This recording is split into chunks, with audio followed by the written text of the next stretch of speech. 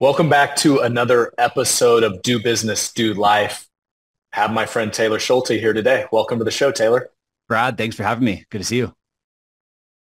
For two guys in finance doing podcasts for as long as we have, why did it take so dang long to make this happen? I don't know.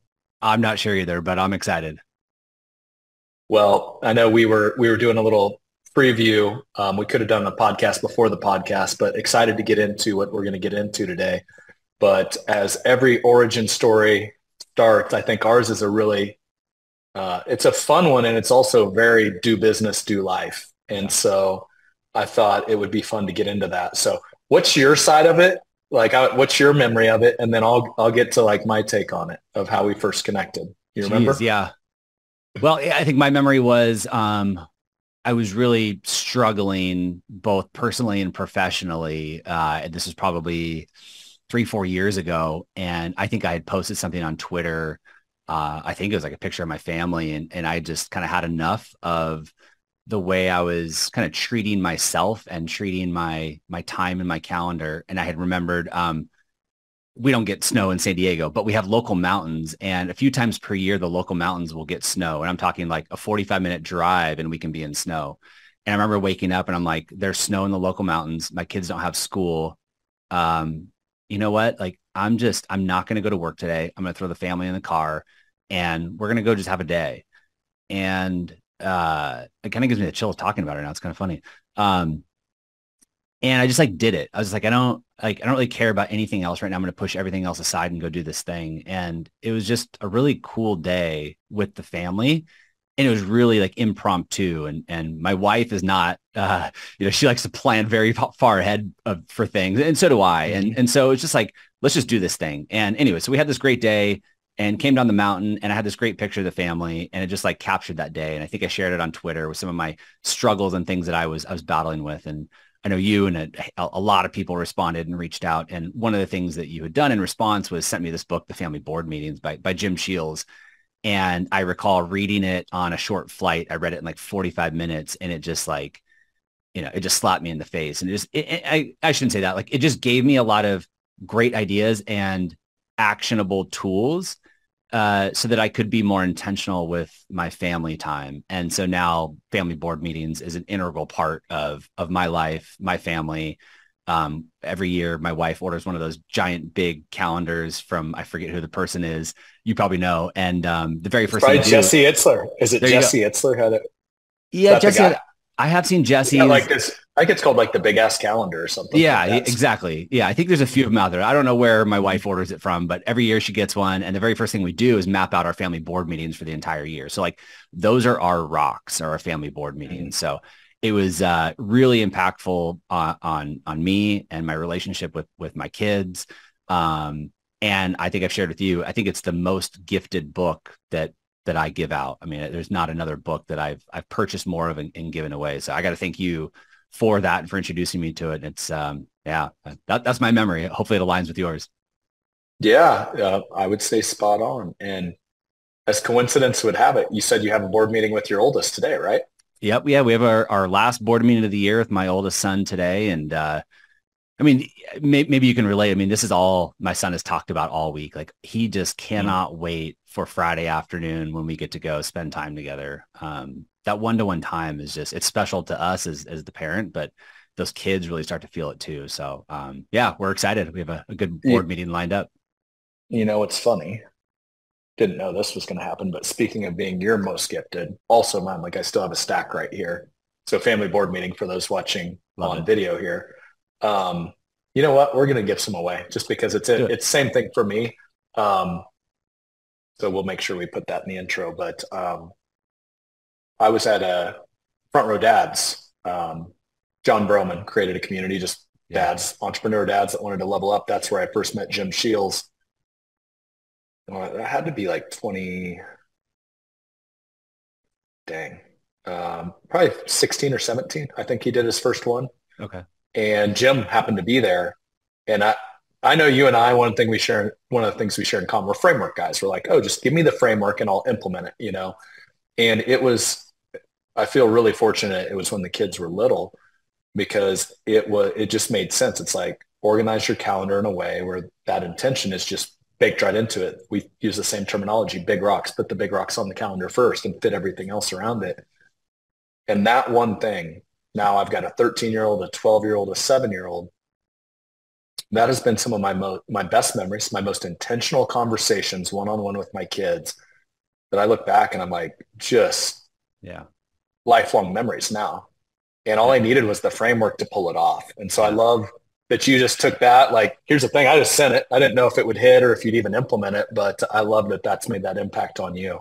It's cool to hear. And it's so simple. And even little things like I found myself wanting to cheat the system sometimes. It's like, both boys want to go see the same movie, right, for our board meeting. Why don't I just take both of them, And I remember one time I said that out loud to my wife. She's like, no, like that's not the purpose of these things. So just like that very simple rule of like, no, this is 1-to-1 time with each child.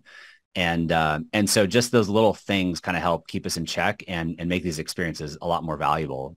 So yeah, it's incredibly valuable to me. And I've gotten to know Jim over the years. He's a fantastic guy. And my wife and I are actually on his podcast, which was a lot of fun. That's cool. I didn't know that. And I love connecting good people. And I know Laura, I don't know if she still runs it, but she had a mom podcast. And I was like, I think actually that I connected those two and I was like, Jim, you got to go on this podcast. And so it's cool. I didn't know you guys had stayed in touch. Yep. Yeah. He's been great. Both him and his wife. Mm-hmm. Very cool. Well, I will say before we move on to some business stuff, that one-on-one thing is really important. I know you've got 3 kiddos. We have 3 at home. I think the oldest naturally is always kind of running the show, hey, little brother, little sister, here's, kind of how it goes. And that's what's cool. Where I've seen the biggest impact is our second child, our youngest child, is that for the first time in their lives, they actually have the space to set the agenda, how they want to set it, not like arguing over what movie to watch with brother or sister. Yeah. Have you seen that same thing come out where it's like it gives them the freedom for their personality to come out? It does. Our 2 boys are really close in age. And so one thing we do run up against is if one kid, went to Dave and Buster's, the other kid also wants to go to Dave and Buster's. And so there is this like, I wish, they'd think a little bit more freely for themselves rather than it's like, well, he got to do it, so I want to do it. It's fine. I mean, they're young. They're 6 and 5. So I'm sure as they get older, they'll start to make more, independent decisions. But it is nice to separate that and let them make the choice. The other thing I want to mention too, before we move on is, and I'm not sure if this is in the book or something that my wife and I just decided to implement, but we've implemented something similar for ourselves. So every Wednesday night we have date night one-on-one. So we have a sitter lined up every single Wednesday where my wife and I go out, and have dinner, catch up, this week we went to a movie. And then once a month we have an overnight somewhere else. So we'll staycation or drive up to, Orange County or something, and we'll have an overnight. So just like those 2 things, those very intentional things that again are rocks on our calendar, have been really good for her and I. So not just 1-to-1 with the kids, but 1-to-1 time, intentional 1-to-1 time with each other. I love that. Yeah. My wife and I, similar, just the cadence of never stop dating once you're married. Right. And some of that is advice I've just picked up from other couples that are further down the journey in marriage than we were. And there were just common themes I saw. And one of my friends once told me the best way to love your children and set that example for your children is to love their mother, as a husband and dad. And so love that you're modeling that, man. We could just make this like a dad podcast if we want, Seriously. Well, cool. And here's since you've got a board meeting today, I picked this up from my buddy John Kane. What's kind of fun once you have friends that also do the board meetings, they'll have their little spin or their tweak on it. And he said one of the things he'll do, so he'll usually set the agenda like you're going to the movie and doing the Dave and Buster's, but then he'll end it with some intentional look back time and let them pick their favorite restaurant or whatever. Yeah. And he'll ask a question, and it's a dangerous question to ask a kid because you will always get the truth. Yeah. How can I be a better dad to you? Oh, interesting. And I will tell you, sometimes what comes out is, hey, Dad, I don't like when you're upset and you yell, or hey, Dad, like you're on your phone a lot. And so you'll get the truth. So if you decide to drop that in, that's one that because I do want to know the truth. Like, how can I be a better dad? So there's a little add-on if you want it. Yeah, that's a really good question. I will hold me accountable. I will ask that question today, and hopefully that the truth won't hurt too bad. Yeah, text me the response. Like Okay. if it's anything groundbreaking. So, well, not only do I love like how you show up as a human and as a dad, and that's what I like to surround myself with, Taylor. It's just like guys that like we share common interests and just the way that we approach life. But as an advisor, I've learned a lot from you. I know we've connected through different times. We got a chance to hang at Future Proof here recently.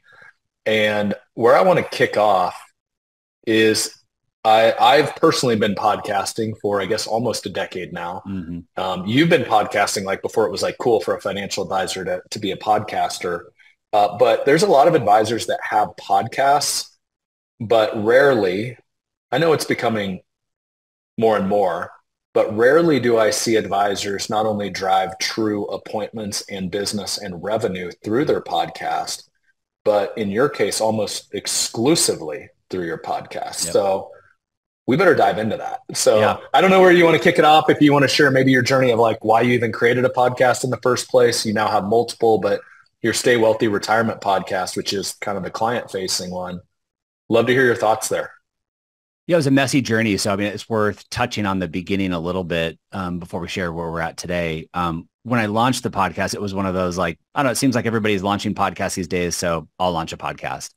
And one of the biggest marketing mistakes that I've made over the years that I probably still continue to make and catch myself, and mistakes that I see other advisors make, is we think we can throw money at something to solve our marketing problems. We think we can just hire this agency, pay them $5,000 a month, and all of a sudden, we'll have leads flowing into our firm. And so when I started the podcast, I was lazy about it and I threw money at it. And I spent, I think, $6,000 to launch this podcast, thinking that this company would just do all the work for me, launch this beautiful podcast, and all of a sudden, people would start showing up. The other kind of mistake I made too, as I say that out loud, is I wasn't very intentional about what the goal for the podcast was. I remember I kept calling it a project. And somebody told me, and I don't know who it was, they said, stop calling it a project, right? Like identify a goal for this thing and treat it like a real business. And it just kind of hit me one day that, yeah, I'm just like fumbling around. I'm just experimenting. I'm not really doing any of the hard work. I'm calling it a project. I'm not really taking it seriously. And so I really stumbled with the podcast for probably 2 years.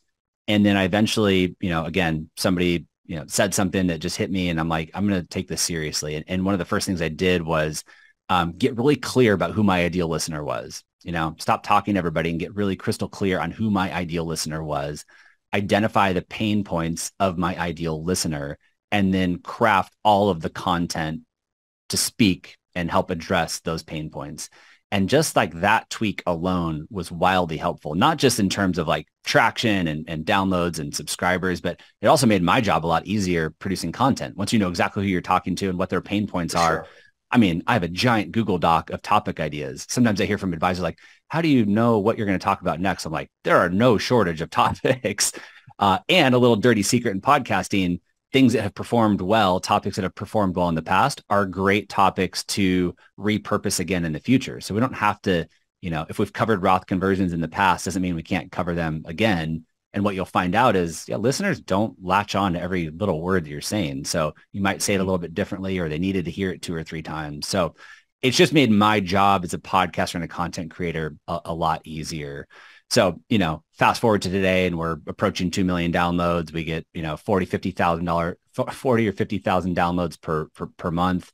And yeah, it drives, 98% of all of our new revenue here at the firm. All right. There's a lot there. So let's go back. What year did you start the Stay Wealthy Retirement podcast originally? I want to say I initially launched the podcast in 2016, and it was called Stay Wealthy San Diego. So fans of Anchorman, spin on Stay Classy. So was that on purpose? That's exactly where my head went. Yeah. It was on purpose. It's called Stay Wealthy San Diego. And originally my idea was kind of a how I built this. If there's any Guy Raz fans, like a how I built this, but hyper local. So I would interview local executives, CEOs, entrepreneurs, business owners, in a similar fashion. So that's how it started. And again, it was a pretty epic failure. Interesting. Yeah, are those old? Did you do away with the original episodes? Yeah, I Yes. kept them up for a long time, just like, hey, this is part of my journey. But with the Hmm. show growing and just the type of content that we've got, it just was so irrelevant. I think it was just this year I got rid of them all. Mm. But there's such a lesson there. Just jump in, get uncomfortable, iterate, figure it out. I love that. Like Well, I cringe when I listen to my early episodes, and I'm guessing yeah, that's probably the case when you go way back. 100%. Yeah. And one thing I want to emphasize here is, yeah, like you do need to, as Carl Richards says, like play in traffic and just like hit record and put yourself out there. But I want to emphasize that the hard work is required too. That again, like just like throwing money at this thing, hoping that they come up with something clever that works is not, is not a recipe for success. So it required me to like hit the pause button and really force myself to do the hard work before that success would start. And I talk to advisors about this all the time. Like anytime something feels easy to me, like, oh, that's a shortcut. It's usually a trigger to say, yeah, that's not going to work. Like I need to put some real time. It's got to be challenging. It's got to be hard. It's got to be outside my comfort zone in order for me to have success with it. Yeah, there's a few things here. And so let's traditional media versus I'll call it new media, internet media, whatever we want to call it, digital media. Yeah. Because I think our industry, I mean, advisors that did throw money at marketing, call it radio, TV, seminars, there was baked into it an instant gratification. And the reason being is you are buying the audience. The reason TV and radio costs money, there's already an established audience that you're tapping into that. And Yep. here's my show on this established radio network, right? And to your point, that is one of the biggest sins I've seen that financial advisors do with marketing is it's like, I think I can just buy a shortcut. And you see it all the time. Like if you scroll through financial advisor social, where they try to outsource their personality to some third party. And Yep. then they wonder why every post has like one like if they're lucky. It's not you. You can't outsource your personality.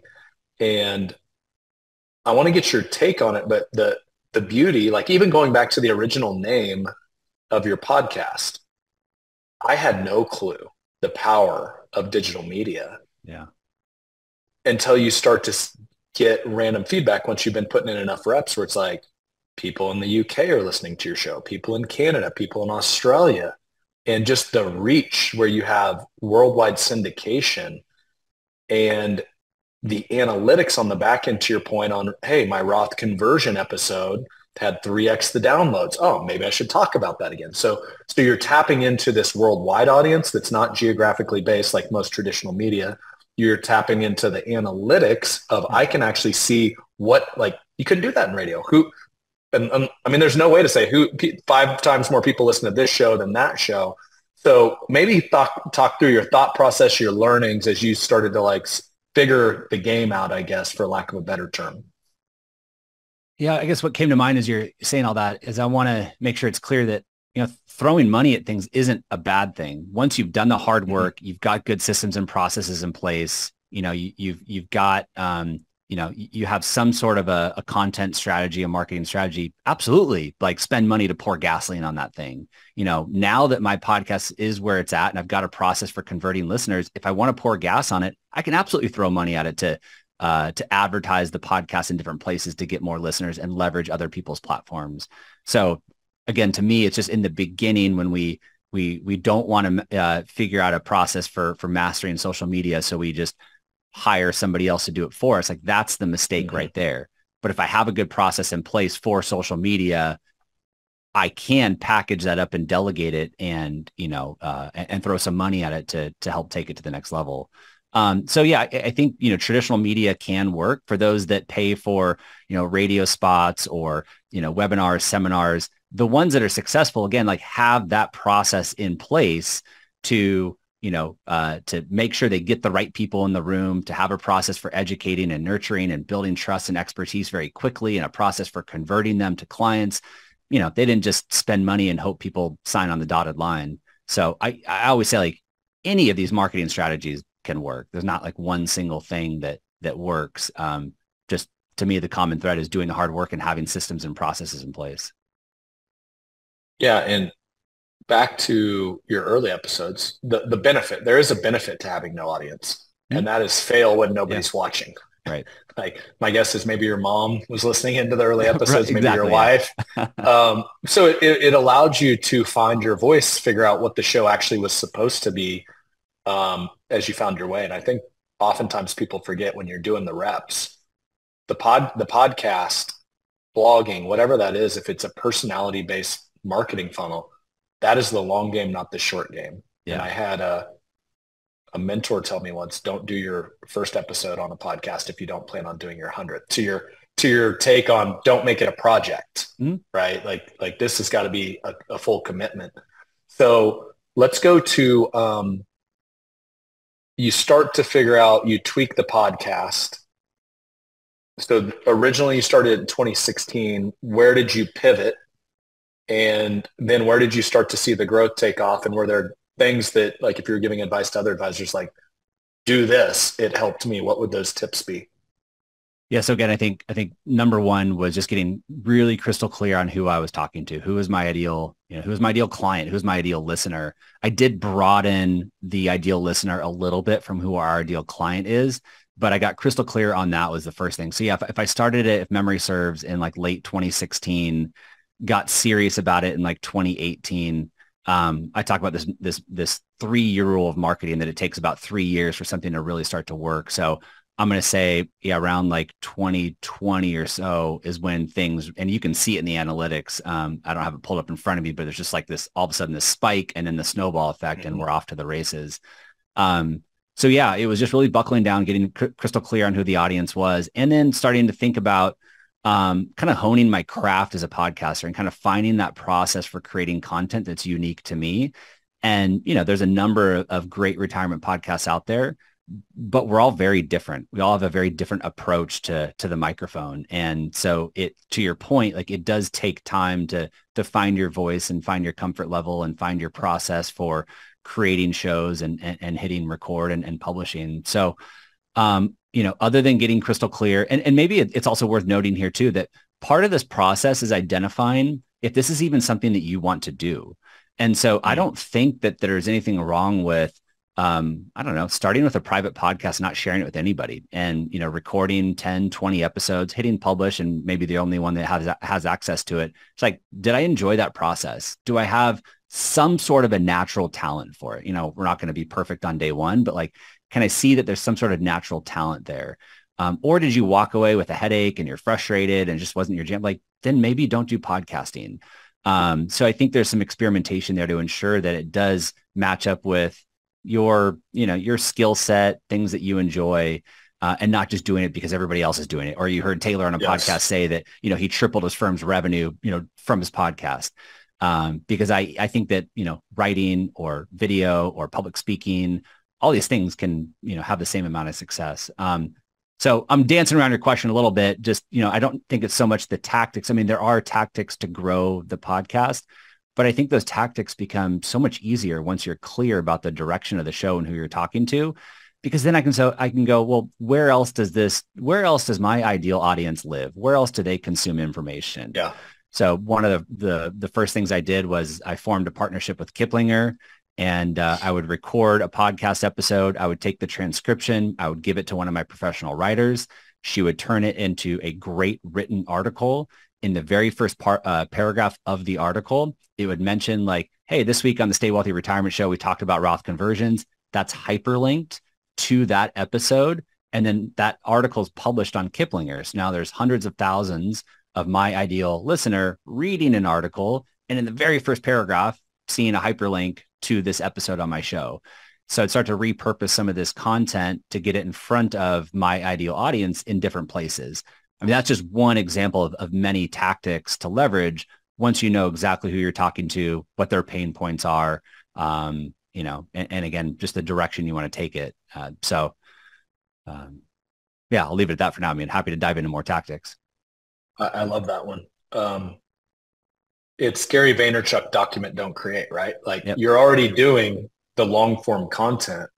Now you can just repurpose that into an article that's pointing back to, and obviously what'd you do there? You borrowed Kiplinger's audience, right? Just like a lot of advisors borrow a radio station's or a TV station's audience, which is paid for. I want to go back to something you hit on that I am 1,000,000% aligned with. I think a lot of advisors create the show or the content, and now it's like, okay, now let's go find some listeners. You started with the end in mind. You retrofitted, which was the exact same advice I got. Who is the end ideal target audience? Yep. What are their problems? Mm-hmm. What content, what product can I create that would serve them, that they're going to actually listen to and engage with? You've said, I thought through my target audience. Like, how did you define that? What was it, a demographic? Was it a interest? Like, if you said, here is my podcast's ideal listeners, what would those checkboxes be? Yeah, again, it matches up pretty closely with our ideal client. Our ideal client at my firm is over age 50, in retirement or nearing retirement, $1 million or more, zero debt, has oversaved for retirement, expenses are under control, and taxes are a big problem in retirement. So it helps craft a lot of my content because I'm not talking to retirees who don't, are losing sleep at night because they're not sure if they've saved enough, right? That's not a topic that would resonate with my ideal listener. So just something simple like that, like knowing that our ideal listener has oversaved and is good at tracking their expenses, that they don't overspend, that taxes are a pain point. All these little things like start to help the direction of the content. So the ideal listener is right in line with that. I say I broaden it a little bit. In my mind, it's like age 45 and up. It's, people could be a little further out from retirement. They may not have $1 million, but again, they're healthy, they're good savers. So it broadens a little bit on the show. But again, you're not going to hear me talk about like how to create a budget or like how to get out of debt, or you're just not going to hear any of those topics on the show. Through all of this, I don't know if you know who Dennis Mosley Williams is, but he has this comment about finding your niche as an advisor. And he says, niche weird. So, it's like retirees is one part of the niche. The second part of the niche is, over $1 million, taxes are a pain point. And then the weird part is, most of my listeners and most of our clients have never worked with an advisor ever before. These are your traditional boglehead DIYers that have never used an advisor before, and something resonates with them to push them over the edge and end up hiring us. That's kind of like the weird part of the niche that I've learned just over the years of doing the podcast, talking to listeners, and growing our firm as a result. Two things I notice in your description: zero debt, which is interesting because I definitely get having expenses under control, not overspending, what you make, all that. So I want to unpack that one a little bit. And then I also noticed there was no no geographic location. So I'm assuming you don't care where they're at in America. So can you hit those two? Yeah, that was an interesting transition for me. Again, starting off with Stay Wealthy San Diego, I was like, I'm a native San Diego and I'm from here. I know a lot of people here. Like, I'm just going to go all in on San Diego, to all of a sudden chopping off San Diego, broadening the reach nationwide. And now over 50% of our clients are on the other side of the country and we've never met them in person. And I'm talking, Wow. $5 to $10 million, just dream clients for any advisor on the other side of the country that we've never met in person before. And so it's pretty rare these days to have a local client. So that's been a huge shift for me. Like I'm kind of an old soul. Like I like that face-to-face in-person conversation. So it was a weird shift for me to get comfortable with working with total strangers over the internet. So we don't have any sort of, location in mind. And again, the benefit is we do have a national reach with our marketing, and not every advisor has that or even wants that, but that is one of the benefits for us. Now, to be clear here, before we get to the zero, were you moving to zero debt? Because No. I want to, okay. Yeah. Keep going. I was just going to say, I just want to be clear that you can't broaden your reach nationally and not have a clear target audience, right? I can't just say like, I work with retirees and I'm going to try to reach everybody nationally. Like, I think it's really challenging to be the next Susie Orman or Dave Ramsey, right? Like I'm not doing that. So I asked one of our largest clients the last couple of years, $10 million, couple in Florida, when he hired us, I'm like, Frank, like, why are you going across the country to hire us? And his comment was, because there's nobody near me that does what you do. And I'm like, you and I both know that's not true. There's a lot of great retirement tax planners in Florida, but my message and the way I communicated it and the topics on the podcast were so specific and spoke directly to him that made him feel like there's nobody else around me that does what he does. And I'll go across the country to hire him. So, if you're going to broaden your reach, I think you also have to narrow your ideal client. I couldn't agree more. You talked about niches. The riches are in the niches. There's all kinds of little phrases that we throw around in finance. But the cool thing is when you get rid of the geographic location, you actually have the freedom to niche pretty deep. Yep. There's the gentleman that just focuses his podcast on optometrists, 2020 money. You might be able to do that in San Diego. You sure couldn't do it in Topeka, Kansas or Lawrence, Kansas, right? You have like 3 clients. And so that's it. It's almost like this new way you have to look at the world, because finance has looked at the world through brick and mortar for so long of like, this is my territory. This is, what I want to focus on. And like, it's funny, like even the name of your first podcast, that's very much how you're viewing the world. So before we get to the zero debt, I want to come back to that. But as you expanded your thinking and realized how a podcast can allow you to create content differently, niche differently, the next thing is, if you're going to remove geographic constraint, and you talked about being the old soul that likes to go face to face, now the client experience has to be able to go virtual like we are right now. How did you start to rethink your client experience via Zoom interface or however you do it to be able to let your client experience match your marketing to where that was congruent and not like super like not a friendly experience, I guess, for lack of a better term?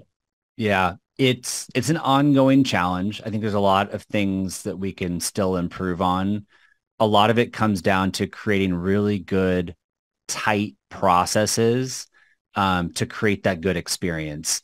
And it starts with the second they schedule an introductory phone call with our firm.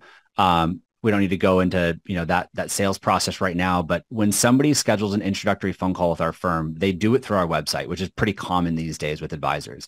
They go into our website, they find the schedule button, they go to our calendar, they schedule. They get a confirmation email. Again, very common with advisors. The one different thing that we do is the second they call or the second they schedule, as quickly as possible during normal business hours, my office manager will pick up the phone and call them. Even if their appointment's not for a month from now, the second they schedule, she'll pick up the phone and call them to make that immediate human connection. Because what I realized is so far up to that point, everything has been digital. Right. They found the podcast through Kiplinger. They listened to the podcast. They came to our website. They used our online calendar tool. They got a confirm email. It's all digital. There's nothing like human or personal about it. So she calls them and has that immediate one-to-one connection, that human connection. Saw you scheduled a phone call. I know you shared some information with us when you scheduled. Thank you so much for considering our firm. Is there anything else that you'd like to share with us ahead of your phone call? And I'd say, 80% of the time, the person just kind of throws up over the phone, just shares their life story, all the things that they're up against, big questions that they have. Just think about how valuable that is for us ahead of that phone call, not to mention just the rapport that she's building. So that's just one little example of just from the very, very beginning, changing the experience a little bit, knowing that these people are strangers on the other side of the country, and we can't just rely, or we don't want to just rely on technology to solve all these problems. So we are very, very process oriented here. When we, schedule our review meetings, we just try to create that really good experience from start to finish. Just knowing that everybody is virtual. So, I don't know, hope that helps answer the question a little bit, but we've had to be very intentional about how we run these things. Not just like, hey, show up for your meeting and we'll chit chat. It's like, we need to do a lot more than that. Yeah. Well, I know we'll most likely get into the sales process here in a little bit where we can kind of continue that journey. Before we get off kind of the front end podcast though, let's just go to it right now. Why the zero debt? Like, okay, here's the responsible person. Like, and how do you define zero debt, I guess? I mean, because I'm Yeah. assuming a mortgage, like they don't have to have their mortgage fully paid off, do they? Or like, how do you, the why, and then how do you define it? No, I mean, of course, there are clients that carry, some debt, and typically it would be mortgage debt at 2.5%, and there's a couple $100,000 left, and they have $5 million in the bank. Like to me, that's not somebody who has debt. So it's more of just like, I want to know that your expenses are under control, that you've oversaved, that if you wanted to pay off that debt, you could. That's really what it is. Again, we don't have the expertise to help someone get out of debt. We don't have the processes, operations in place, or the expertise to help them solve that problem. Or again, gosh, I've only saved $1 million for retirement. My expenses are $120,000 per year. Like, how do I retire? Like, those are just not the conversations that we have experience with. So that's what I So, mean by, one reason is number one, it's like, I can't really help you as much. And number two, I'm also assuming those tend to be probably, if you looked at themes, the problem clients where it's like, they're upset about their returns because they flat out don't have enough money. Is that the other side of it as well? I think so, but I truly, this took a long time for me to get here. Um, we only work with people that we truly have the expertise to help. Every single one of our clients looks the exact same. I've joked for years with a lot of the advisors in the AGC, the private community that I own. I've joked that if a 30-year-old with $50 million walked into my office, I would refer them to somebody else. That we don't have the expertise to help a 30-year-old with $50 million. We don't have the systems and processes in place. We don't have the right experience in place. And so I've joked about that for a number of years, and it actually happened. I had a guy that I met a few years ago. He had an exit from a big company in his 30s. I think it was around $40, $50 million. Very first thing I said was like, we don't have the expertise to help you. Referred him to somebody down the street. So I was actually put to the test, and I didn't even I didn't even think twice. So we don't make any exceptions. It's not because we think there'll be a problem client necessarily. I think there are great advisors out there that could help that person that has the right expertise, that has the right processes in place. But for us, it would just take us so far outside of our realm. I think we'd be doing them a disservice is really where it's coming from. Cool. I think that's very admirable, and I think it's very uncommon in our space, which is cool to hear. Okay, so let's go to one other thing on the front end of the podcast, and then we'll like continue down the path. For context, if you don't mind sharing publicly, the amount of assets, I know we're coming close to the end of 2023 as we record this, like certain people say, hey, I drive all my business through something. It's like, well, they get 2 clients a year. I know that's not what we're talking about for you. So context, like how many clients is the podcast currently generating annually? If you're comfortable with sharing like approximate assets, like what's that look like? And then I want to get to something you shared with me that I thought was brilliant, which is the 2 or 3 times a year where you kind of do a special intro on the podcast. Here's who we help, and how that drives a lot of that activity. Yep. So one thing I'll preface with is that, once you have a marketing activity that's really working, one of the great things is that you can start to introduce friction to reduce the quantity and improve the quality. So that's something that we've been focused on in recent years as the podcast has grown, is inject more friction into our process to focus on that quality over quantity. We're approaching $200 million in assets under management here. What's crazy is we crossed 100 million, I think, like 12 months ago. So again, that snowball effect. I mean, that was like the big thing for me was hold up. So approximately 12 months ago, you were at 100. I'm so bad. You're now approaching 200. I'm so bad with dates. Thankfully, my wife is much better than I am. But let's say in the last 18 months is maybe a better guess. I don't know, but. Yeah. I mean, I was celebrating. That's awesome, man. 12, 18 months, like either way, that's phenomenal. Yeah. So that tells me the caliber of investable assets has popped substantially over the last 12 months or 18 months. And then approximately how many clients are being generated through the podcast on an annual basis? Yep.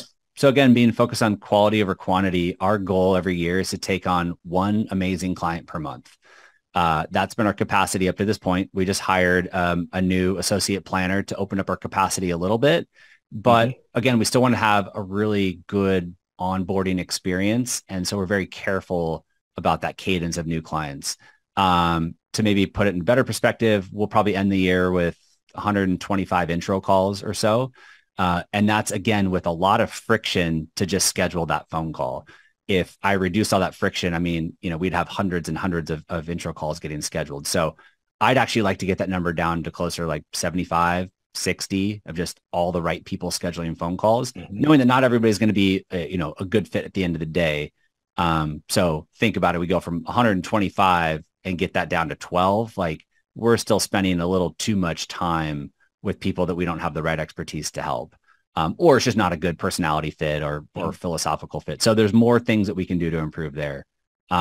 What's crazy is those 125 intro calls, to your other point, are as a result of only, I think, 2 call to actions on the podcast this year. So it's not every single episode where I'm saying, hey, give us a call if you want to work with us. It's twice a year, and very, very intentional about how I go about doing that. But I think the call to action I did in January of this year, I think resulted in 70-ish introductory phone calls getting scheduled for the first half of the year. So, I mean, it almost filled up our entire pipeline, just one single call to action. Now, I'm going out on a limb here. Are you open to freestyle sharing it? This is almost like a freestyle rap, except it's a freestyle call to action. Are you good with that? Yeah, let's do it. So what's it sound like? So the way I like to approach this is, because I don't do this in every show, I like to catch, but it's intentional that I catch listeners off guard a little bit. So typically the show will begin with a monologue from me or kind of the intro music that leads to the introduction of the show. So they're kind of used to that cadence of like with the hit play and what happens. When I do a call to action, it's at the very top of the show before any of that begins. So I'll kick off the show and I'll say something like, hey, everyone, really quick before we start today's show, I wanted to let you know that my firm and I are taking on new clients this year. As you might know, we specialize in working with people that are in retirement or close to it, that are diligent savers and have amassed $1 million or more and have tax problems in retirement. Right now, we're offering a free retirement assessment. So if you're on the hunt for a financial planner, you think we have the right expertise to help, just go to freeretirementAssessment.com to learn more. On that page, you can schedule a call directly with our firm. So something along those lines. It's probably much tighter than that when I actually deliver it. But in short, it's what do we do? Who do we do it for? How can we help you? And how can you take action, in a nutshell? And one of the things that I've learned through all this, before I started to see results from the podcast, is don't assume that your listeners know what you do for a living and that you're open for business. A lot of listeners, I learned, assume that I was just like a financial personality. I didn't know you were a financial advisor. I didn't know you had your own wealth management firm. And then the other thing is, I didn't know you were taking on new clients. Listeners have this image of us that may not be the actual reality. It might appear to them that Taylor has this giant podcast and this giant following, this giant platform. There's no way he's taking on new clients right now. Just the other day, this week, prospect said, I'm shocked. I can't believe you guys only have, just over 100 clients, 100 households. Like, in his mind, I think he thought we had thousands of clients or something. So don't assume that listeners or potential clients, or I'll say listeners, know that what you do and that you're open for business. So I always lead it off with like, we have the capacity to take on about 12 new clients this year. And that's intentional as well. There's a little scarcity there. Like we're not a high volume firm. And then again, what do I do? How can I help? How can you take action? I've made it very easy. freeretirementAssessment.com. It's just a redirect to our landing page. So dissecting that quickly. So what we do, who we do it for, how to take action, or was there one more step in there? I added just how we can help, like our value proposition. And I always hit on taxes. We specialize in helping people reduce taxes in retirement, or we specialize in tax planning, is typically the value prop that I lead with when I have limited time. That's awesome. That's a very simple framework too. I mean, any advisor listening in could craft their version of that pretty quickly. I'll tell you the other thing that you're doing there that I love. Like if you go to any podcast you listen to a lot, you kind of just get used to like Tim Ferriss. There's like the kind of upbeat club music at the beginning of his. Even Rogan, there's like the chimp voice or whatever, right? And so you kind of get this pattern.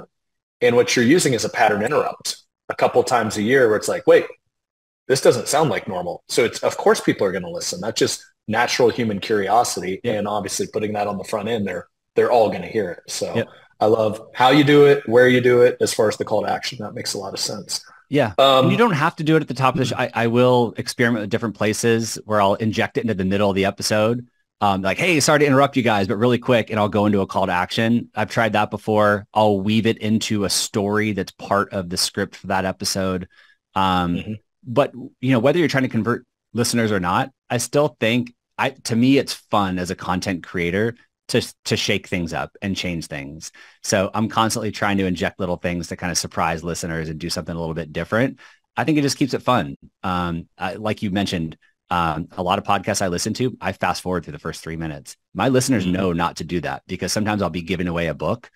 One year I bought $5,000 worth of sweatshirts and gave those away. So listeners start to remember these things. Like I better pay attention because there's some cool things that happen sometimes. I love that. I've incorporated, I mean, just go back to this episode.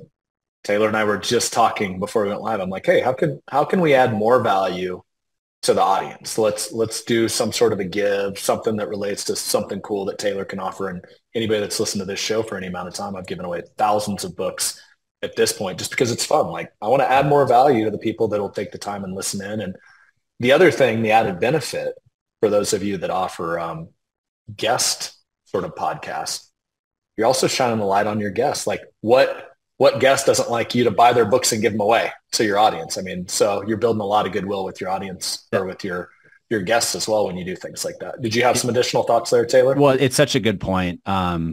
I had Nick Majuli. I don't do a lot of interviews. When I do it with people that I'm genuinely interested in. I had Nick Majuli on the show, who some of you might know at Ritholtz Wealth, and he wrote a book, Just Keep Buying. And I had him on the show. And what I do, like you had mentioned, is I'll buy copies of their books to give them away. And I had bought 15 copies of his book to give away to listeners. And what he told me was, that's the single largest purchase anybody in my network has made. He's like, not even my best friend bought 15 copies. And so to your point about building goodwill, like here I am, basically a total stranger, you know, bought more copies than some of the people that are, you know, really, really close to him. So it is something I think about in supporting other people's work. And it is a great way to just engage the audience and give back. And it's created a lot of really just great conversations with my listeners. Yeah. I mean, I always look at, if it's a win for the audience, it's a win for your guest. Yeah. Win for you, building a ton of goodwill, you know, with your audience too. No brainer. And the other thing, like in life, I try to show up as a giver, not a taker. And I think a lot of podcast hosts, unfortunately, they're kind of takers. It's like, hey, let me get this, you know, notable person on. I'll take their time. I will maybe not even send like a thank you or a follow-up and just on to the next guest and so forth. And I've just always tried to show up way different as a podcast host. And I found like it actually is one of the best relationship networking opportunities ever is a, you know, a guest style podcast. So I'm assuming now, like you could probably text Nick and be like, hey, what's up, Taylor? I'm assuming you've probably crossed into friend zone. Is that fair? Oh yeah, absolutely. Yeah. I think for sure. Hopefully he agrees, but yeah. Well, we'll see. Hey, if you listen to this episode, text Nick, text Taylor if he's your friend, if you're listening. So cool. All right. So we've really like gone deep on the podcast. So thanks for just like being cool with sharing all that. Let's go to now that client journey, that prospect journey, I should say. So we kind of walk through, hey, call to action. They hit the website, they book an appointment, your team reaches out. We were talking pre-record here. You have a very dialed in sales process, appointment process. Can you start to walk through what it is and kind of the why behind it and what you've learned as that's evolved? Yeah, absolutely. So I do think, you know, when you're going to, you know, an audience with a call to action, having something that's about them, that provides value to them, is important. So, saying we're currently offering a free retirement assessment or a free analysis is very different than, if you're looking for an advisor, give us a call, right? Like, that's about, give us a call, right? Give my team a call. And so, some sort of a compelling offer is required. Our free retirement assessment is essentially a light financial plan, a free light financial plan.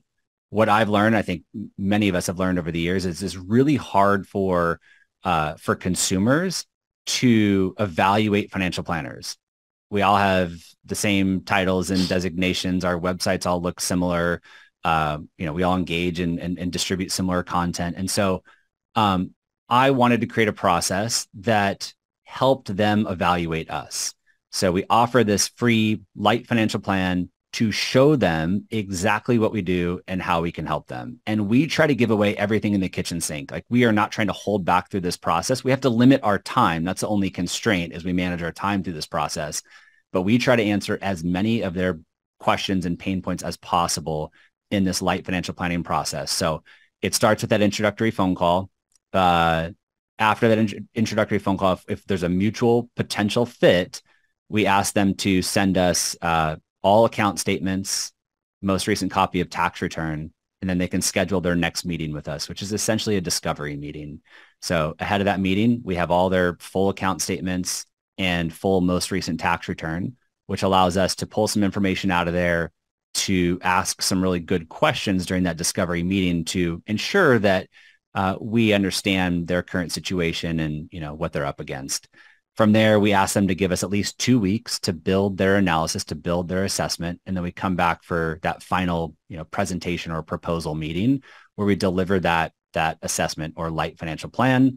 And then after that, ball's in their court. We send them a very nice physical package with a few supporting materials, one of our favorite finance books at the time, a handwritten note, and our welcome packet. Our welcome packet is our client engagement standards coupled with our investment advisory agreement in a very nicely saddle-stitched, physically printed document. And we send it to them physically because there are some really important things in there I want to make sure they read. I don't want them to quickly e-sign a document. I don't want that. If somebody hires us, I want them to be a client for life. So I want them to read the client engagement standards. They have to initial next to like 10 different statements that what they're committing to. And I want them to read our advisory agreement. I want them to see the exact fee that they're paying and the services that we're providing and sign with an actual pen. And then we provide a paid return envelope for them to stick it in an envelope and send it back to us.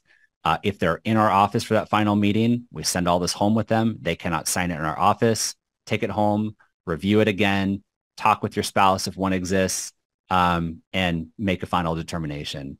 So that's it in a nutshell. Happy to share as much as you'd like and go into any aspects of it. There are a lot of moving parts from start to finish to ensure that it goes smoothly. And it takes about 4 to 6 weeks for somebody to go through. So if somebody's looking to hire us tomorrow, the first thing we'll say is we're not the right fit, that you need to be willing to invest about 4 to 6 weeks of your time to go through this evaluation process. Let's go to the initial agreement. The first thing that pops out in my head when they're going through with the pen and initialing, it's like you're getting commitment to, I'm assuming there's some behavioral commitments in that agreement. Yep. So if you don't mind sharing, what are like some, you said 10 or so, but like any that just kind of stick out to you that are like really important, I want them to commit to this if this is going to be a working relationship, what would some examples be? Yeah. So my practice was a chaotic mess about 5 years ago. I worked with anyone and everyone. I was driving all around town to meet with clients in their homes. I was taking appointments on any day of the week. I was responding to emails on Saturdays, just no guardrails. It was a mess. And so I created the client engagement standards. I have to give a shout out to Carolyn McClanahan, who is, I think, the first advisor to develop these. And so I used hers as inspiration to create mine. I used the client engagement standards to help shift my practice and communicate to clients some of these important changes that I was making. So on the client engagement standards, it outlines what clients can expect from us. And then there's a section of what we expect from you. And that's a section where there's about 10 sentences that they have to initial next to. One of them is, we only meet with clients on Tuesdays, Wednesdays, and Thursdays between 9 p.m. or 9 a.m. and 5 p.m. our time, not their time, our time. We meet with our clients formally twice per year, in the spring in May and in the fall in October. We followed up by saying our office doors are open throughout the year, but these are our formal meeting blocks. They're required to, one of the sentences is about our investment philosophy, something about them. If they're not going to follow our recommendations, then we're not the right fit, right? You know, if you're going to go wing it and decide one day you're going to go put everything in NVIDIA stock and not follow our recommendations, then, you know, we'll part ways as friends. So what this helps with, not only like the initial commitment and them knowing what they're getting themselves into, but if you're ever tested in the future, client says, I need to meet with you tomorrow, and tomorrow's a Friday, or I need to meet with you tomorrow at 7 p.m. We can use the client engagement standards to say, here's what we committed to. And if this no longer aligns with what, you know, your needs are, then perhaps we're not a good fit. And we lost one client as a result of something similar to that. And just before, you know, listeners on the other end here think I'm a crazy person or I'm not sensitive to people and what's going on in their life, there is a sentence in there that says, if there's an emergency, we'll do anything and everything possible, right? So this is like normal day-to-day business. If something terrible happened and there's an emergency, death in the family, like big life-changing event. I mean, yeah. I love that. I mean, Cialdini's influence, I remember reading that, and it's like people are more likely to follow through if they say something, and it was like 3 or 4x more likely if they write it down. And all you're doing is you're memorializing an agreed upon partnership, just like a legal contract. And guess what? Humans forget things. Yeah. And now when something pops up, we do this with our 13-year-old that just got his first cell phone. We have a 1-page contract. It's on the fridge. And when he doesn't follow through, hey, remember you initialed right here, buddy. Phone's up for a day. Yeah. So like it works with all human engagement. And I just love the fact you're formalizing it. And guess what? You're also making a commitment. So I'm assuming like, hey, here's what we commit to. And I'm assuming if you don't follow through on that, you're fine with clients saying, hey, Taylor, you guys said you would do this and you're not doing it. Like, let's go. 100%. Yeah. And one thing that popped in my head too, that I didn't mention is those sentences are written in a way that provides a reason for the thing. So it's not like we only meet on Tuesdays, Wednesdays, and Thursdays because we said so. It's like to ensure that we can be fully present during your meetings, ensure that we have time to prepare. We use our Mondays and Fridays to do our research, to prep for client meetings, to do our planning work, so that during our meeting on Tuesday, Wednesday, or Thursday, we are fully present with you. And so there's always a reason that benefits them for why we do something, you know, to ensure that you can, you know, safely navigate retirement and not run out of money. We require that you follow our recommendations and don't go rogue on us. Right. So it's not just like you have to listen to us because we're, you know, in charge. So I want to make that clear too, that everything is written in a way that benefits them. It's not just because this is the way we do things. They're not engaging in a financial dictatorship when they join your firm. Exactly. Yep. That's what I wanted to make clear. Yeah. No, I think that's great. And I'll tell you, man, I'm glad you shared 5 years ago. Like, that's what I've always liked about you, is just the realness. Like, you're always like authentic. Like, man, we screwed this up, this up, this up. So you basically were running around like a wild man.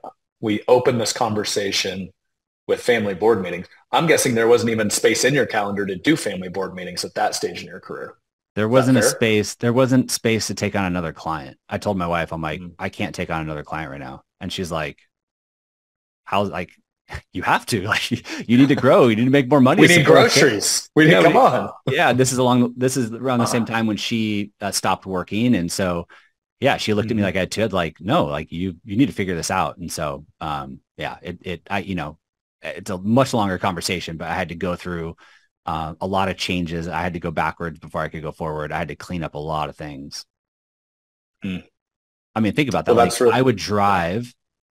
There's still clients today. I would drive to their houses anytime, sit in their house for hours and meet with them. And like, that's what they were used to. And to go from that to like, You need to come into the office or schedule a Zoom meeting on Tuesday, Wednesday, or Thursday. Like that on its own is a dramatic shift and that's a hard conversation to have. Well, I found in all growth in life, there's a common theme. Typically it takes getting uncomfortable, Yeah. which that had to be very uncomfortable. There had to be some fear there of like, what if I lose all my clients when I make this shift? So how did that play out? These clients were used to old, unhealthy behaviors. You kind of draw a line in the sand. I'm sure you did that in a very like ease into it, not jump into it sort of way. But did you lose a bunch of those old clients? Like, did they expect you to drive to their house? Like, no, like you're right, Tyler or Taylor, that's okay. Like we can shift to this, or how'd that play out? Yeah.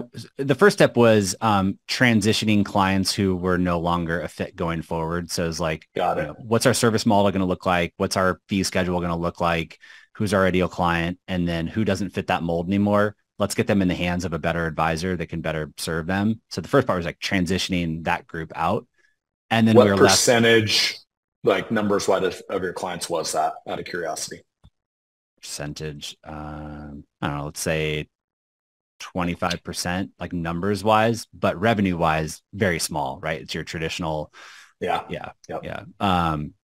So from there, I'm left with the people I really want to work with. And then that's when I'm like, okay, I don't like these sort of conversations. I don't like confrontation. I don't like catching people off guard. And so that's why I use the client engagement standards as a way to have the conversation. It always reminds me of, I grew up in the wirehouse world, cold calling, and maybe you can relate to this. We would send the person something in the mail first. That way we have a reason to call them, hey, Brad, I sent you this thing. I'm calling to see if you received it. And that's kind of how I feel like the client engagement standards served me. Was I created this thing. I worked, Brad, I worked really, really hard, hired a business coach, and I worked really, really hard to make some improvements to this practice so that I can be a better advisor to you. And I've encapsulated all this in what I'm calling my client engagement standards. And I want to share with you what I put into this document. And that guided the conversation and made it a lot more natural and authentic to me. And it wasn't like, hey, by the way, I'm not driving to your house anymore. And so once again, there was like a reason behind it. And it just helped me have that conversation. So again, we lost one client. He had signed the client engagement standards and moved forward with our kind of new service model. Tried to challenge us a couple of times. We butted heads on it and we parted ways. But other than that, yeah, it's been great. Well, I think there's one other thing, and I would say most advisors I know would be able to also layer this on top of that conversation. The truth is, like, so you don't fix it. What's the outcome? You're not a present husband. You're not a present dad. You're sacrificing your life for your business. And I've seen many advisors over the years, unfortunately, make that sacrifice. And some of them, like, I feel really fortunate. I became a dad at 29 years old, but I was working with clients that were 40, 45, 50, my financial advisors I was serving, and they're like, don't make the same mistake I made. Right. So I feel like I had like these mentors that had just ran the race in front of me. And the truth is, like, you can say, hey, transparently, I'm committing to be a dad and husband after 5. And I hope 100%. You can respect that. And I want to be a great advisor during business hours, but I want to be a great dad and a great husband after business hours. And I hope you can respect that. And I found any decent human that you probably want to work with anyway will be like, absolutely. You should never make that trade-off. Right. Yep. So I think anybody that has a family, that's another layer on top of that, is like, hey, I want to just be present at home. No different than I'm sure you do when you're not absolutely. Working. Yep. So did that ever become part of the conversation, or was it more just kind of the standards about them? Yeah, it didn't, only because I was so focused on making these changes for them. And I truly mean it. We are 10 times better planners today than 5 years ago because of what we put into place. We are way more prepared, way more present. Our expertise is elevated given that we only work with one single type of person. So our clients, I know, are getting a lot more value and, better service from us as their advisors. I truly do mean that. And I see it and I feel it.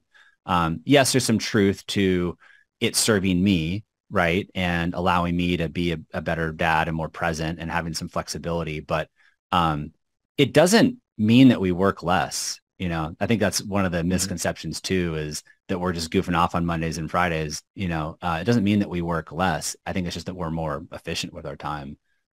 So I think you bring up a good point. And I think that is a way to approach it. But yeah, for us, it's just mostly centered around them. Yeah, cool. And one other thing, and then I want to get to kind of this conversation went quick. We're at the end already, but the other thing you incorporated, which I think is unique, I know there's firms that do this, but you batched would you call those annual reviews in May and October? Is that what they technically are? Yeah, we call them biannual reviews. Biannual reviews. So what we say is we meet with our clients twice per year. We meet with them in May, just after tax season. We get a copy of their tax return, run it through our tax analysis software, start to pull out opportunities for the year. So we'll discuss those opportunities in May, and then we'll regroup again in October to review the portfolio, review the plan, and also start to formalize and take action on those tax planning opportunities, charitable giving strategies, Roth conversions, RMD planning, timing, all of that sort of stuff. So once again, there's a reason for doing it this way. It's not because we want to goof off during the summer. It's like, these are very timely periods. And what I say for the fall is I say, we want to have this meeting before the holidays are in full force. We've noticed that by the time Thanksgiving comes around, clients are off traveling, spending time with family. So we want to get this really important stuff done before Thanksgiving so that we can take action before some of these big deadlines. I want to highlight here, there's a lot of conversations these days about what some call surge meetings, batching client meetings. It is a really challenging process. We've done them now for, I think, 4 years, and it's not until this year that we've mastered it. We were pulling our hair out every single, surge meeting cycle, trying to figure out the most efficient way to do it. Because just think, 100 households, you're preparing for this. Well, you're getting these meetings scheduled on your calendar during the appropriate times. You're preparing for these meetings, getting all the plans updated. You're having the meetings, you're taking notes, you're documenting those notes, you're identifying action items that need to be done after the meeting. I mean, it is a lot for a team to handle. And so it just took us some time to develop the right systems and processes to have a good experience for both us and the client. So if it's something that you're doing and you're struggling with, know that we struggled too. And it just took a while to find what worked best. And if you think that it's a shortcut, once again, it's not. It will take time for you to kind of figure this thing out. But to me, it's much better than being reactive, which in the past it was like, client emails me, hey, I haven't met with you in a while. I'd like to get a meeting on the calendar, right? That's a very reactive process that just turned into chaos.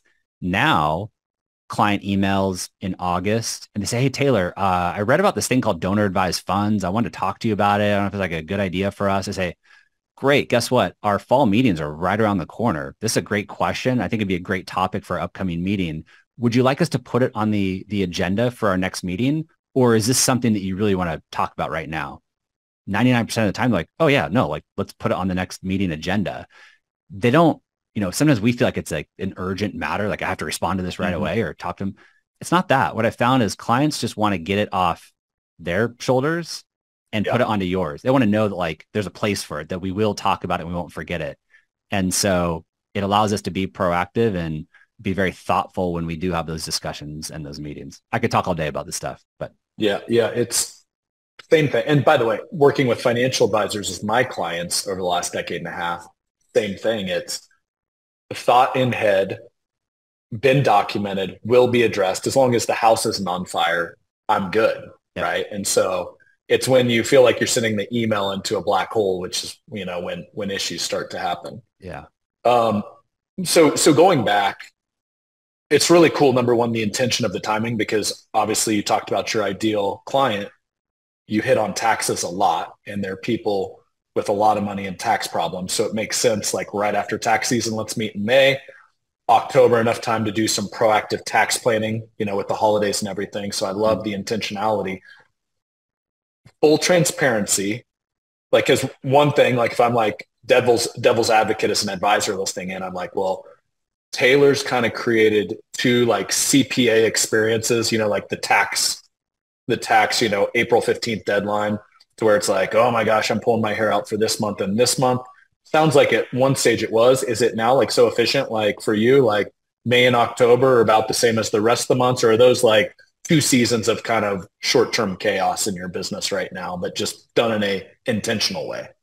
They are two busy seasons for sure. They are no longer chaotic. Okay. I mean, we walked out of the office every day during our last round of meetings, just energized, smiles on our faces. Cool. That was a good day. But this is the first year that's happened. It's really challenging. It's a lot. And you have to have the right team in place. You have to have these processes in place, but it is a busy season. And it's something that my wife and I have had to take note of as well. Something for us to plan around, because there's that like anxiety that maybe I don't even know that's creeping in March, April, as I'm gearing up for that busy season. And I probably start to behave a little bit differently. Right. And so we have noticed and we've taken note of these busy seasons, and allows us to get ahead of it and start to be more intentional on the personal side as well to accommodate this busy season that's coming up. So yeah, it's no longer chaotic. We feel really good about it. But the last thing I'll say here is that there's a lot of arguments about batching client meetings. I'm going to argue that every single advisor batches their client meetings. Some of them just call it like year-end review meetings. I don't know, that's a batched meeting cycle if you're just going to meet with all of your clients at the end of the year.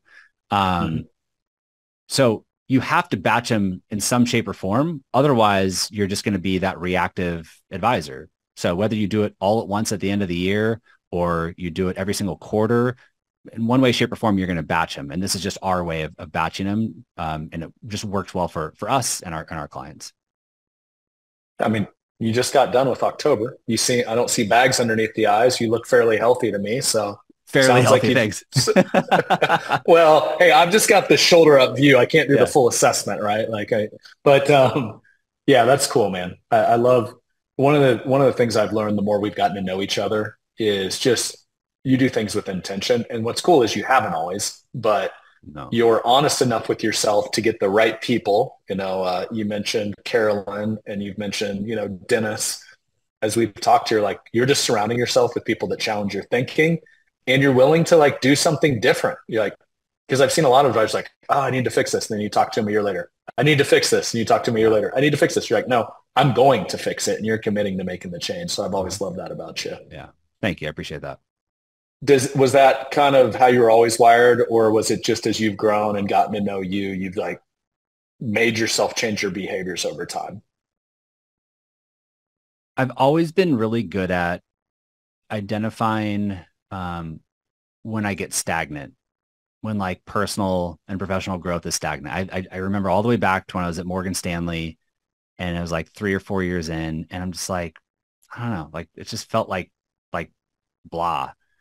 And anytime I feel that way where I'm not like challenging myself, and I don't know where this comes from, it's a trigger to me that I need to do something different, that I need to do something hard and challenging. And at that time it was, I need to leave and find a better home for myself and my clients. And as a 26-year-old, that was terrifying. I mean, it was just absolutely terrifying. So I'm really good at noticing when I feel that way in a lot of different areas. I don't know. I really do enjoy challenging myself and getting outside my comfort zone. It's really hard. I mean, I guess it gets easier, but I don't know. There's something about it, and I do like seeing progress. And the more I do it, the more I'm able to see like when I do those hard things, when I really challenge myself and push myself outside my comfort zone, good things happen. But it's still hard. I will say to this day, 200 podcast episodes in, I'm still terrified to hit publish. I swear to you, I'm not joking. I'm still terrified to hit publish. What will somebody think? Is there an advisor on the other end that's going to criticize something that I said? Did I say something wrong or incorrect? I'm not joking. I'm terrified when I hit publish. I'm like all eyes on my email inbox to see if somebody's going to send me, hate mail. So every week I'm getting outside my comfort zone and, doing something challenging. It gets easier for sure. Like I'm more confident, of course, in my process, but it's tough. It's good advice, man. I love the realness. I love the realness in that. Well, 2 things. I know we're going a little over here. So you said you'd spend the whole rest of the day with me, but I'm not getting into your board meeting. I know that. All right. Yeah. So we had a conversation at some tequila bar that I don't remember the name of. in Huntington Beach when we were out at Future Proof. And I don't even remember how we got there in the conversation, but you talked about, hey, my wife and I, Laura, were in a therapy session the other day. And I'm like, hey, my wife and I go to therapy too. I love the fact like you're not afraid to say it. You're not like, it's not like some taboo subject. And I found like a lot of evolution happening just in society in general. Like, like you have a coach in business, you have a coach in sports. Like, why wouldn't you have a coach in the most important relationship in your life? But I'd love for you to share, like, what's that journey been like for you? Obviously, you're really intentional. You try to be a really intentional husband and dad. None of us are perfect, but what's that done? Because this is the do business, do life. And if the life isn't right, I can promise that always bleeds over to the business. So how's that journey been for you and your wife?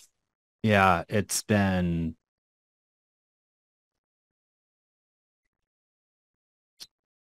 like a loss for words.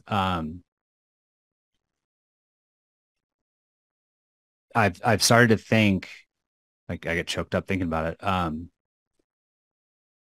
I sometimes wonder if my wife and I would be together. Mm. Um, I don't know why that gets me. I uh, I knocked on my wife's dorm room door when I was 18 years old. We lived in the same dorms. So we've known each other a really long time. We started dating when we were 19. She's also from San Diego, so we moved back home together. And you meet that young and you go through rocky time periods. And she at one point had suggested, I think it was like 15 years ago, I don't know. She had suggested that we go to therapy. We weren't even engaged yet. And so we found a therapist and started going to her. And of course, like I'm kicking and screaming. I'm like, I don't need to go to therapy. And we started going to this woman and, man, like, did she challenge me? And we still see that same therapist today. We're her longest running client, which is really sad to me.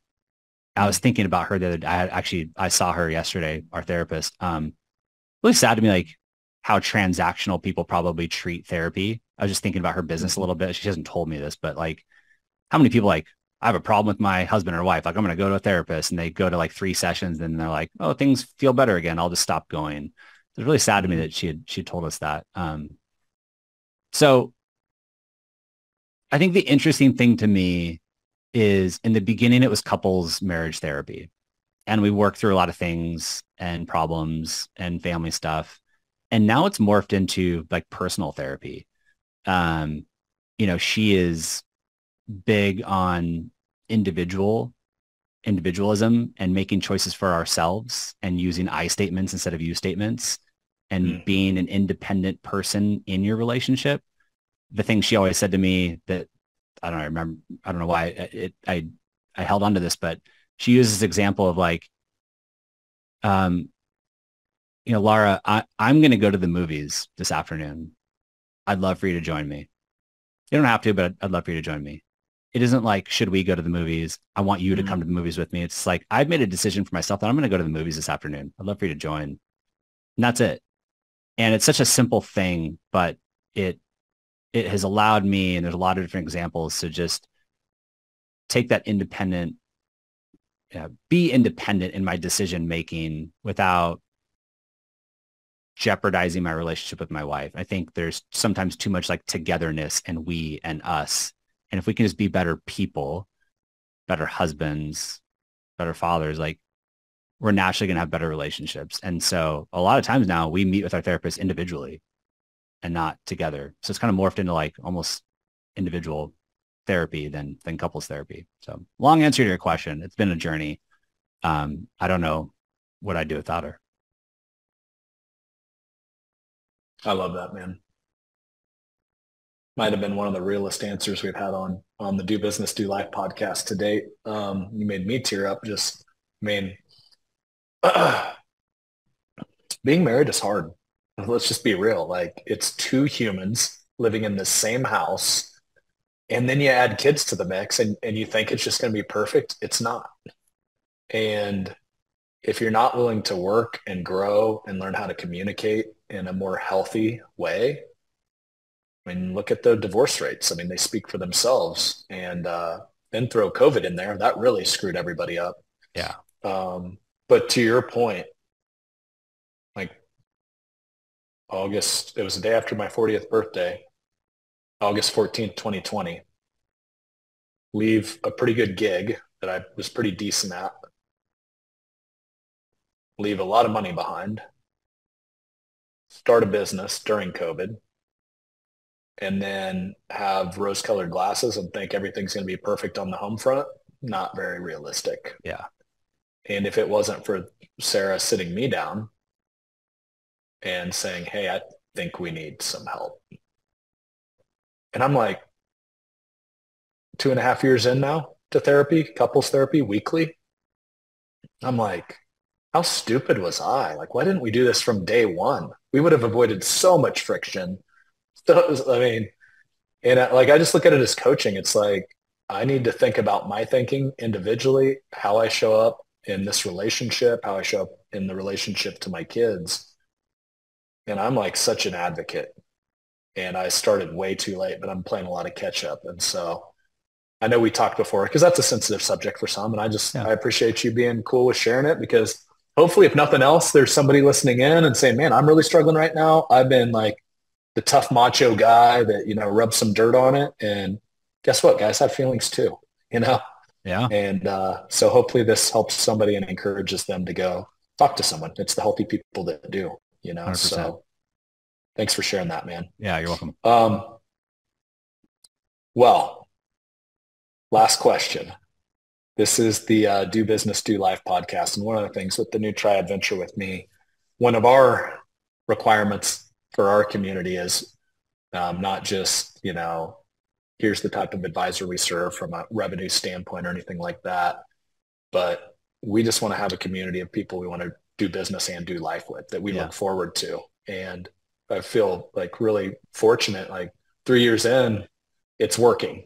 And, but I know my definition. I'd love to hear Taylor's definition of what does do business, do life mean to you, kind of that integration. We've talked a lot about it today. Yeah. Yeah. Knowing this question was coming, I was thinking about it. And like the first thing that popped into my head when thinking about this question, for some reason was flexibility. I think too often in my past, I've gotten stuck on like, this is my long-term goal. And like, that's what I'm going for. And then a year later it changes and life changes and business changes. And I've come to grips with it's a fluid process. And there are periods of my life, and this is the period I've been in for the last 5 years, where I have intentionally sacrificed things that I love to build my business. I've intentionally done that. I've intentionally said, my kids are young. I'm still young. I'm not where I want to be and need to be financially and professionally. I'm going to make some serious sacrifices to get things where they need to be.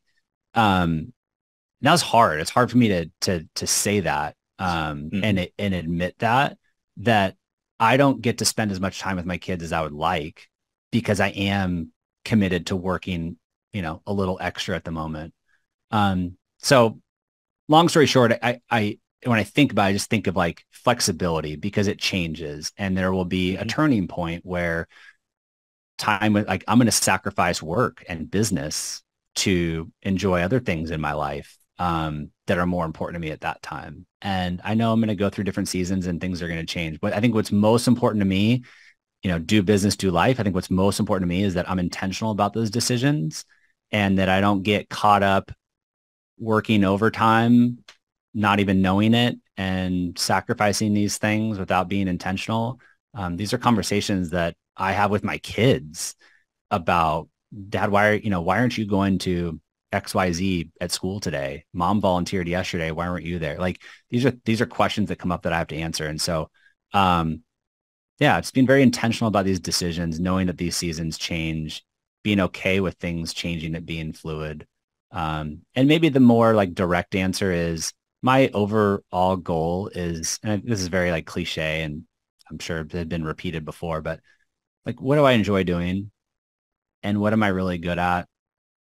What do I love? And like, where do those things intersect? And that's really how I want to spend, my day to day. And I do think about that a lot, in a lot of different areas, from I have a gardener because I'd rather spend my time with my kids on the weekends than like mowing the lawn. So what do I enjoy? What am I good at? What do I really love? How do I want to spend my time? Like, where do those things intersect is maybe the more direct answer. Yeah. Love that, man. I think the seasons analogy is a really cool one because there are seasons in everything.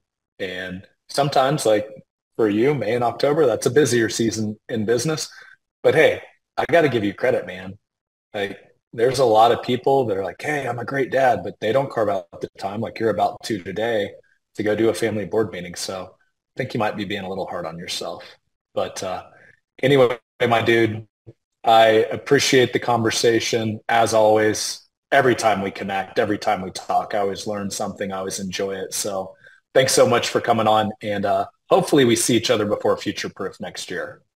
Thank you, man. And I just have to say, I'm sure, I hope I've told you this before, but, you were one of the first podcasts that I found as a flailing advisor. Huge impact on me in my career and opening my eyes to, a whole new world of thinking. I think I first learned of Dan Sullivan through you. And so I just want to thank you for your contributions to the profession, to the podcasting world, to my career track. It was just, you've been a huge influence on me. I've learned a ton from you. So it's a true honor to be sitting here on the other end of the microphone recording with you. So thank you very much. Thanks, Taylor. That means a lot, man, because you're a true pro. So, well, hey, with that, either go do your board meeting or go prepare for your board meeting. Enjoy your Friday. And it's been a pleasure, my man. Awesome, man. Good chatting.